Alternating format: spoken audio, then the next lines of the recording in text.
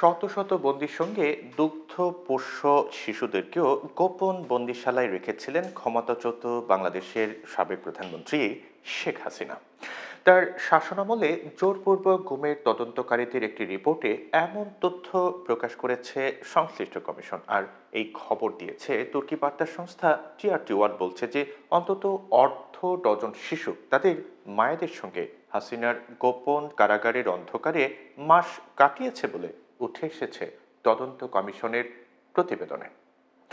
সেখানে বলা হয়েছে ওই মায়েদের জিজ্ঞাসাবাদ করার সময় তাদের দুগ্ধপোষ্য শিশুদের জোরপূর্বক দুধ পান থেকে বিরত রাখা হয়।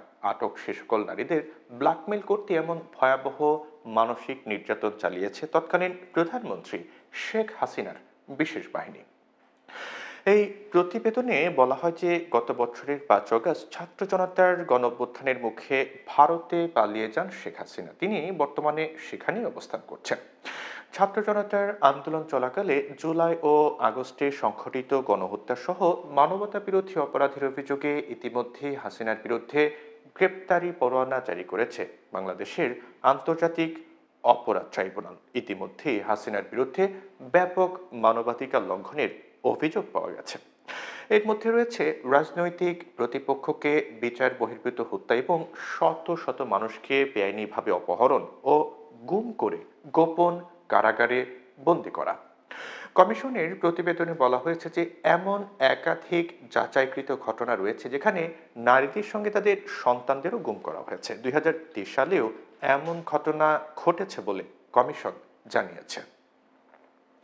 প্রতিবেদনে এমন একটি ঘটনার কথা উল্লেখ করা হয়েছে যেটি রীতিমতো লোমহর্ষক। এক নারীকে তার আরও 2 শিশুসহ গর্ভবতী অবস্থায় গোপন কারাগারে নিয়ে শারীরিক এবং মানসিক নির্যাতন করা হয়। প্রতিবেদনে বলা হয়েছে এটা কোনো বিচ্ছিন্ন ঘটনা ছিল না। কমিশন জানিয়েছে যে একজন প্রত্যক্ষদর্শী তদন্তকারীদের সেই গোপন কারাগারে নিয়ে যান যেখানে শিশু অবস্থায় তার মায়ের সঙ্গে তাকে আটক করা হয়েছে। তাদের গুমের সঙ্গে বাংলাদেশের আধা সামরিক বাহিনী র্যাপিড অ্যাকশন ব্যাটালিয়নের সংশ্লিষ্টতার কথা জানা গেছে।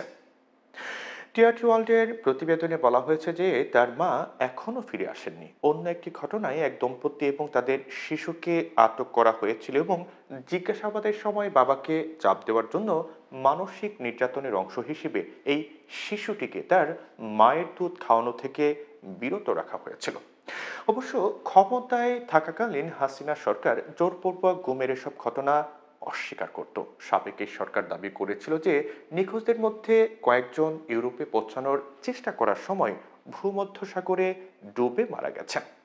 কমিশন বলছে যে নিরাপত্তা বাহিনীর হাতে অপহৃত প্রায় 200 বাংলাদেশি এখনো পর্যন্ত নিখোঁজ রয়েছেন।